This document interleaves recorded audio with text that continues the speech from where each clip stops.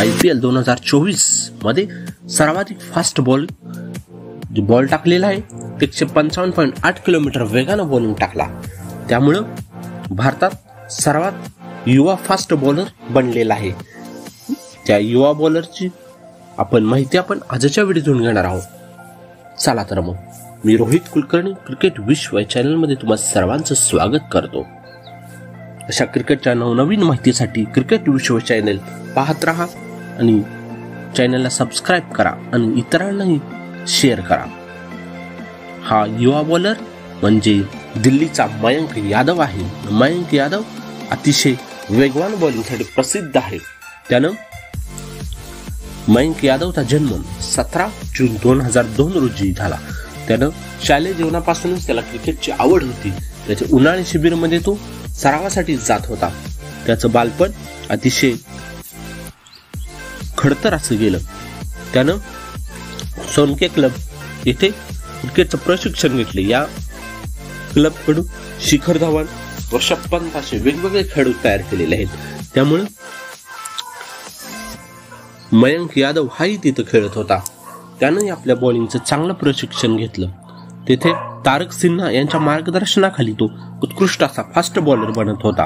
त्याच वेळी 10वीच्या वेळी त्याला नौदलाकडून ऑफर आलेली होती की त्याला 50,000 पगार मिळणार होता आणि त्याला राहण्याची सर्व सोय त्याची करण्यात येणार होती. तरी त्यानं ती मिळालेली संधी नाकारली, कारण त्याला आंतरराष्ट्रीय क्रिकेटर बनायचं होतं. त्यासाठी त्यानं नाकारली संधी. त्यानंतर त्याला 10वीच्या वर्गातच असताना त्यावेळी त्याला रणजीच्या सरावासाठी 40 दिवसाची सुट्टी पाहिजे होती. त्यावेळी शाळा व्यवस्थापनानं त्याची ती सुट्टी नाकारली. तरीही तो कुचबिहारी ट्रॉफीसाठी गेला. त्यानंतर तो दिल्लीकडून सातत्यानं देवधर ट्रॉफी खेळत होता. कुचबिहारी ट्रॉफी, विजय हजारे ट्रॉफी मध्ये तो आपली छाप सोडत होता. 2022च्या मेगा ऑप्शन मध्ये त्याला दिल्ली आणि चेन्नई संघाकडून विचारण्यात आलेलं होतं. त्याला चेन्नई विकत घेईल असं त्याला ठाम विश्वास होता, कारण चेन्नईने त्याचं व्हिडिओ फुटेज वगैरे सर्व काही पाहिलेलं होतं. त्याला चेन्नई संघात घेईल असं वाटलेलं होतं, पण त्याला चेन्नईनं विकत घेतलं नाही. त्यानंतर लखनौनं 20 लाखात बेस्ट प्राइजवर त्याला विकत घेतलं आणि त्याला आपल्या संघात सामील करून घेतलं. त्यानंतर IPL 2023 मध्ये तो सराव करत असताना पायाला दुखापत झाली आणि या दुखापतीमुळे त्याला 2023चा सगळा IPL बाहेर बसावं लागलं. त्यानंतर 2024 मध्ये त्यानं आपली छाप सोडली. पंजाब विरुद्ध लखनौ यांच्यामध्ये जो सामना झाला, या सामन्यामध्ये त्याला खेळण्याची संधी मिळाली.